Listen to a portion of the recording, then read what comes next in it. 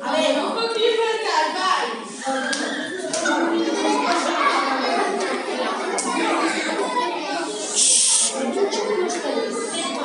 Silencio! Muy ben. E ahora que digo de canta?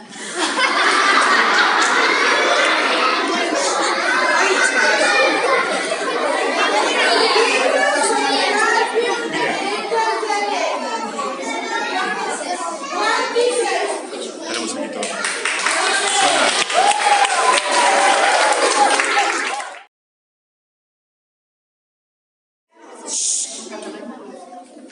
Como sabedes, o Cataventos é un conto escrito pola Homenaxeada das Letras Galegas 2018 que nos fala da liberdade, da envexa e da ambición a través da historia dun galo fachendoso chamado Don Pío. Estamos diante dun libro de valores, no que apreciamos a quereza da autora polo rural e pola riqueza presente na natureza, que se define nas verbas de María Victoria. A continuación, os nosos compañeiros de cuarto farán a súa presentación. Un forte aplauso. O Cataventos, María Victoria Moreno. Chovía de noite e todo era pequeno menos a torre da igrexa. Don Pío manda soltos os animais. Don Pío tiña ollos dourados, lista vermella e vexo elegante, plumas de ouro rechabantes na cola. Sentiu envexa das galiñas. Ficou a vixilar por envexa, porque cantaba mellor que el, comía paxaros. Quería robarlle as asas ao papitiño porque volaba máis alto que el.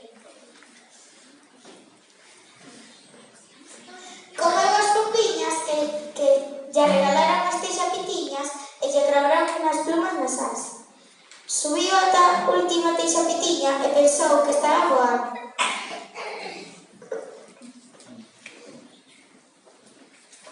Xa enriba do campanario, pedaron as patas, longas, rígidas, longas e delgadas. Todo o demais era moi pequeno. Quedou preso e rígido de papaventos enriba da torre. E coa noite e co vento daba voltas era como se fose de ferro. Cando empezou a xirar, empezaron a medrar as árbores e quedou sen ollos e sen patas.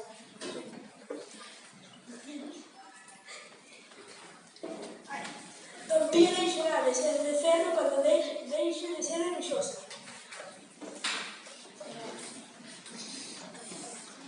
Un aplauso.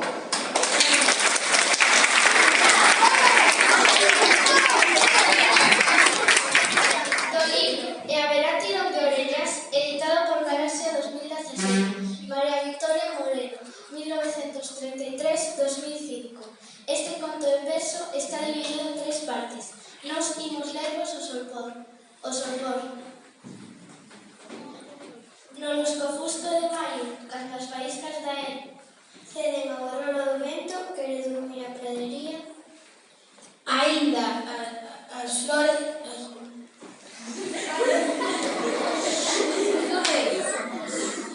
Aínda as flores presumidas desafían as estrelas. Rompen a cantar os grilos e os ferrilliños golpean. Con chíos de aceiro negro, a paz dourada e serena. Volve bando para as chousas e as campaíñas con queixo. Polo sol que vai dereito, camiño da fin da terra.